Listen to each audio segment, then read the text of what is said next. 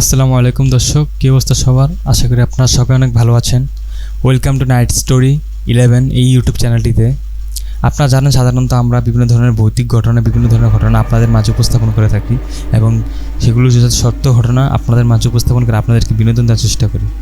আপনার কাছে যদি এরকম কোনো ভূতের ঘটনা বা ভূতের কোনো সত্য কাহিনী থেকে থাকে তাহলে আপনি অবশ্যই আমাদের কাছে পাঠাতে পারেন। কীভাবে পাঠাবেন তার উপায় আমি বলে দিচ্ছি। আপনি আমাদের ইউটিউব চ্যানেলে যাবেন, ইউটিউব চ্যানেলের ডিসক্রিপশনে গেলে বা অ্যাবাউট লিঙ্কে গেলে দেখবেন আমাদের একটি ফেসবুক পেজের একটা লিঙ্ক দেওয়া আছে। আপনি সেই লিঙ্কে যাবেন, লিঙ্কে যাওয়ার পর লিঙ্কে ক্লিক করে আমাদের মেসেজ অপশনে যে ইনবক্সে আমাদেরকে আপনার ঘটনাটি পাঠাবেন। আপনার ঘটনাটি ইনশাল্লাহ আমরা পড়ে শোনাবো। তো যাই হোক, বেশি কথা শুরু না করে আজকের ঘটনাটা আমরা শুরু করি। চলুন সবাই ঘটনার দিকে মনোযোগ দিই। ঘটনাটা হচ্ছে আমাদের বাংলাদেশের একটি ঘটনা, সেটা হচ্ছে বাংলাদেশের দিনাজপুরে। যেভাবে লেখা আছে আমি ঠিক সেভাবে পড়ছি। ঘটনাটি আমাদের গ্রামের। আমি রফিকুল ইসলাম, আমার বাড়ি দিনাজপুরে। সঙ্গত কারণে আমার গ্রামের নাম বলবো না। আমার গ্রামে একটি পালং গাছ আছে, দেখতে বটগাছের মতোই, কিন্তু জোর থাকে না। সেই পালং গাছের নিচে এক বৃদ্ধ লোককে স্বর্ণের হুক্কা খেতে দেখা যেত। গ্রামের অনেক মানুষই দেখেছে তাকে, কিন্তু সবাই জানে জায়গাটা হন্টেড। এখানে রাতের বেলা তো দূরের কথা, দিনের বেলাও সেখানে যেতে সবাই ভয় পায়। এই পালং গাছের সাথে এক লোকের জমি ছিল। বিকেল বা সন্ধ্যার দিকে ওই জায়গায় সে প্রায়ই যেত।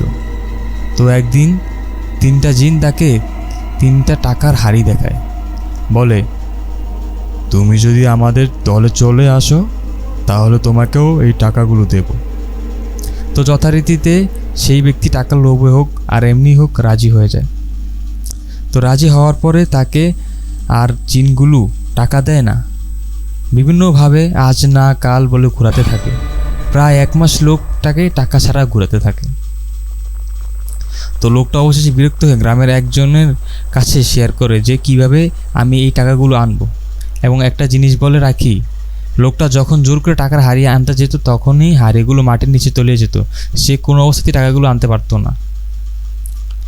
গ্রামের লোকটা অ্যাডভাইস দিল যে তুমি একটা কাজ করো, তুমি 3টি গরুর হাড় সাথে নিয়ে যাবে। যদি তোমাকে টাকা দিতে না চায় তাহলে তুমি হাড় 3টির উপরে গরুর হাড় মানে হাড্ডিগুলো রেখে দেবে। তো সেদিন সে টাকার হাড়ি আনতে গেল। 2টি জিন রাজি হচ্ছিল, কিন্তু একটি জিন কিছুতেই রাজি হচ্ছিল না। সে লোকটা কাপড় থেকে হাড় 3টি বের করে যথারীতিতে হাড়িগুলোর উপরে রেখে দিল। এইবার আগের বারের মতো হাড়িগুলো নিচে তলিয়ে গেল না, শুধু কাঁপতে থাকলো এবং জিন 3টা গায়েব হয়ে গেল।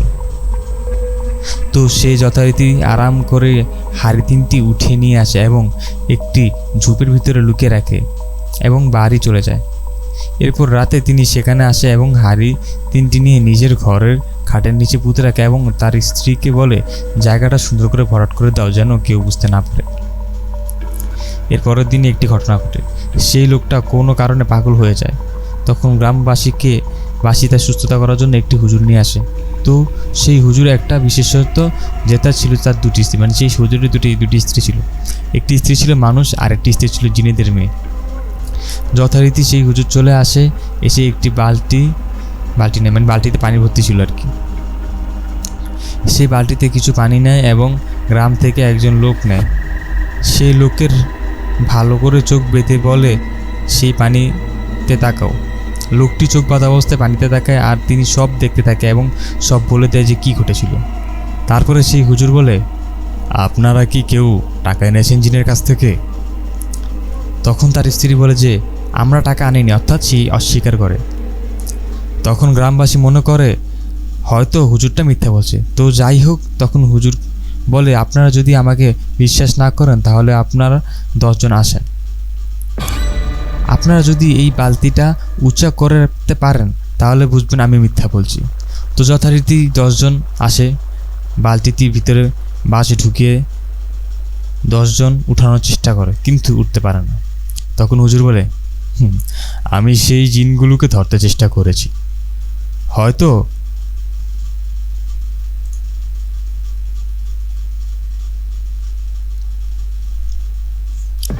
হয়তো আমি জিনদের ধরতে পারবো না। তখন দেখা গেল ঘরের ভিতরে অনেক কিছু ছিল, যেমন ধান আরও জিনিস পাত্র সব উড়ে বাইরে পড়ে নির্দিষ্ট জায়গায় পড়তে লাগলো। অবশেষে ঘরটা শান্ত হয়ে গেল। তখন হুজুর বলে, আমি ঘরটা শান্ত করে দিয়েছি, কিন্তু টাকা ফেরত না দেওয়া পর্যন্ত ওরা পিছু ছাড়বে না। যদি টাকা নিয়ে থাকেন ফেরত দেন। এরপর হুজুরকে বিদায় দেওয়া হলো। হুজুর বিদায় দেওয়ার পর ওই লোকটা সম্পূর্ণরূপে পাগল। লোকটার স্ত্রী কিছু টাকা নিয়ে গ্রামের জমি কিনতে থাকে। তখন গ্রামের মানুষ তাকে বলে, তোমরা হত দরিদ্র, তোমরা জমি কেনার টাকা হাও করতে। তখন লোকটির স্ত্রী বলে, আমার ভাইয়ের কাছ থেকে আরও আত্মীয় স্বজনের কাছ থেকে টাকা ধার নিয়ে জমি কিনলাম। তারা রাতারাতি অনেক বড় লোক হয়ে যায়। সেই পাগল থাকা লোকটি বাড়ির বাইরে দড়ি দিয়ে বাঁধাতে ছিল। উত্তর অঞ্চলে যারা ছিলেন তারা হয়তো জানেন যে সেইখানে বৃষ্টির সময় উপর থেকে গোল্ডেন কালারের সাপ পড়ে, গাছ থেকে হোক বা যেখান থেকে সাপগুলো বিষাক্ত, কিন্তু কাউকে সে সফল দেয় না।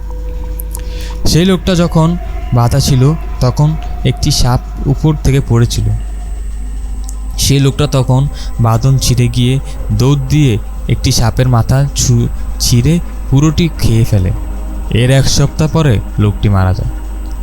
অনেকেরই ধারণা যে লোকটি সেই গাছতলাতে হুক্কা খেতে দেখা যেত এবং সে আর কেউ নেই, সে এই পাগল লোকটাই। এই বলে তার ঘটনাটি শেষ করা হয়। মূলত তার ঘটনাটা ছিল জিনের দেওয়া টাকা পয়সা নিয়ে আর কি সমস্যা। এই ধরনের সমস্যার কারণে উনি পাগল হয় এবং টাকাগুলো লুকার কারণে পাগল হয়ে যায় এবং পরে তাকে তার স্ত্রী বেঁধে রাখে বাড়ি পায়ে। যে ঘটনাটা অনেক ইন্টারেস্টিং ছিল, বাট কিছু লেখা মাঝখান দিয়ে ভুল ছিল, যার কারণে আমার প্রত্যেকটা অসুবিধা হয়েছে। যদিও আপনাদের মাঝে সুন্দর করে উপস্থাপন করতে পারিনি, তবুও আপনারা ক্ষমাসুলভ দৃষ্টিতে দেখবেন এবং আমাদেরকে সাপোর্ট করার জন্য অবশ্যই আমাদের চ্যানেলটিকে সাবস্ক্রাইব করবেন, লাইক করবেন এবং বেশি করে শেয়ার করবেন, যাতে আরও মানুষ আমাদের ঘটনাগুলো শুনতে পারে এবং তারা আমাদের কাছে ঘটনাগুলো পাঠাতে পারে। আজকে এই পর্যন্ত শেষ করছি। ইনশাআল্লাহ আবার দেখা হবে নতুন একটা ভিডিওতে। ততক্ষণ পর্যন্ত আপনারা সবাই ভালো থাকবেন এবং আমাদের জন্য দোয়া করবেন এবং আমাদেরকে সাপোর্ট করার জন্য সাবস্ক্রাইব করবেন। ধন্যবাদ। আসসালামু আলাইকুম।